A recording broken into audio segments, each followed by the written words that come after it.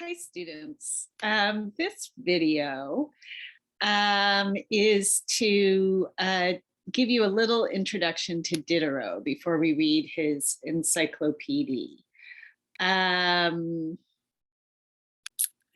Okay. Diderot lived from 1713 to 1784. He was right smack dab in the middle of the Enlightenment. He was a writer and an art critic, a philosopher, a librarian. He was a deist. We'll talk about this term a little bit more. He later became an atheist, but a deist is somebody who doesn't necessarily believe in like a Christian God, but believes in some kind of higher power. And he was a patron of Catherine the Great. He ended up in prison at the end of his life.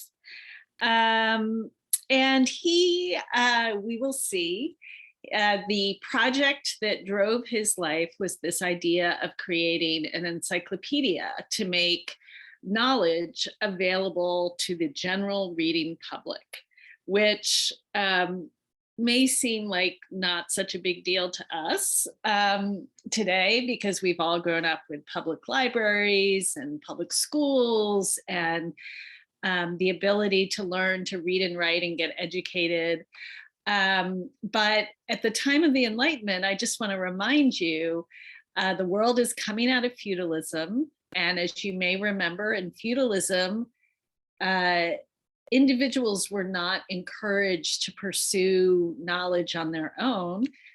They were told that what the king says and what God says, what the church says, you just take that knowledge from the church or the king, and that's what's true and right. And you do not question that in any way. And of course, we've talked about both Kant and Descartes, who were sort of the pioneers of this idea of independent thinking, of the individual pursuing truth on their own.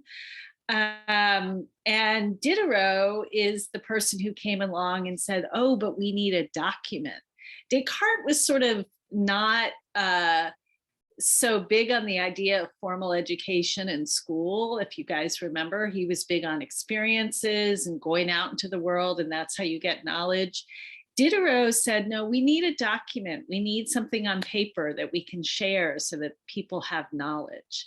And for him, even though he ended up an atheist, this idea of spreading knowledge to the general public and making sure that people could read an encyclopedia and learn from it about the world was very much kind of a moral quest. And you get a sense of that in this quote from Encyclopedia.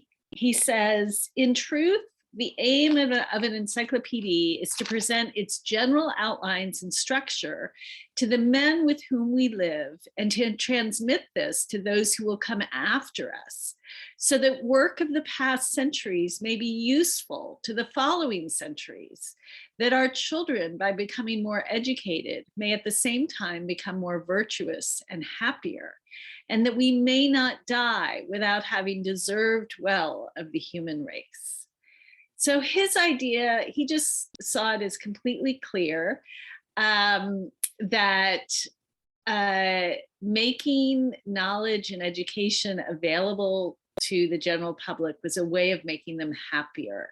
It was a way of recording the knowledge that that people currently had, and making sure the next generation had that knowledge. And it was also a way to make people's lives better. So very much a spiritual quest for him. Some key takeaways from the encyclopedia, which we're going to read this week.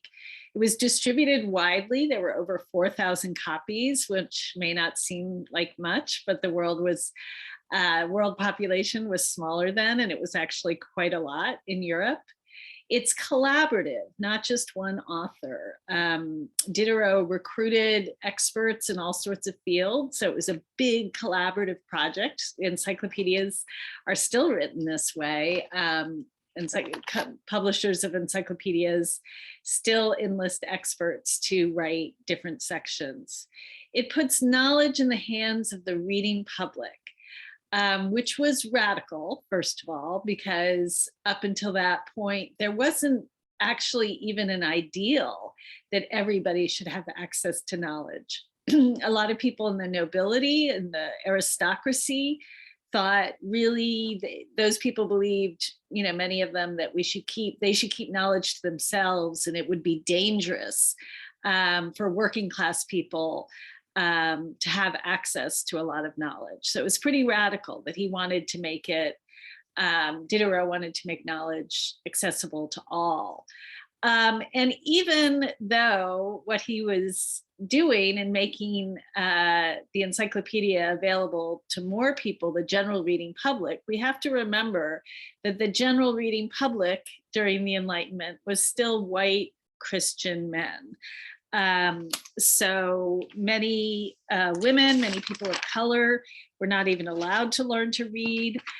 So it was still a fairly small part of the population, but it was an advance forward in terms of the accessibility of knowledge. And the encyclopedia is something that's a product of a philosophical century. That's how he saw it, the age of reason. So Diderot thinks the best way to write entries is to get out there and see what people are actually doing, which is very much in line with Descartes' idea of how we gain knowledge. But he also cared very much about creating a document. Diderot sees how having the encyclopedia can be an incredibly powerful tool. He rejects the idea of keeping it locked up in order to dominate others. Instead, he wants to spread the knowledge. The encyclopedia is always a work in progress.